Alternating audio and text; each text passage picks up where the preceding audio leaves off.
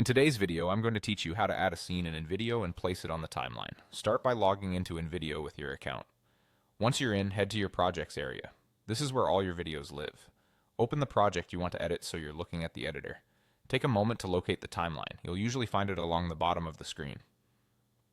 Think of the timeline as the backbone of your video. It shows your scenes in order from left to right. Each block represents a scene, and arranging these blocks controls the flow of your story.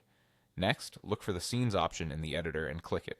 This brings up the area where you manage the parts of your video. Here, click Add Scene. This is your gateway to building out your video, whether you're starting fresh or using a design someone else has already crafted. You'll be asked to choose the type of scene you want. If you pick a blank scene, you're starting with an empty canvas. This is great when you have a specific look in mind and want full creative control over text, media, and layout.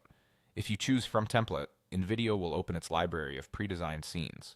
These templates are a time saver, especially when you want a polished look fast. Browse until you see one that fits your video's tone and purpose, then add it to your project. Once your new scene is in, place it exactly where it belongs. On the timeline, click and hold the new scene block, then drag it left or right. As you move it, watch for visual guides showing where it will land. Drop it between two existing scenes to insert it in the perfect spot. If you're building a sequence, this drag and drop motion helps you shape your narrative without affecting the content inside other scenes. A quick tip as you arrange. Keep your viewer's experience in mind.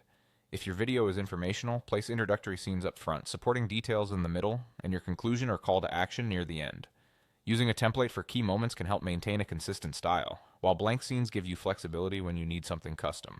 That's all there is to it. Log in, open your project, find the timeline, click Scenes, hit Add Scene, choose blank or template, insert it, and drag it into place. Follow these steps and you'll build clear, professional scene transitions that strengthen your story and keep your audience engaged.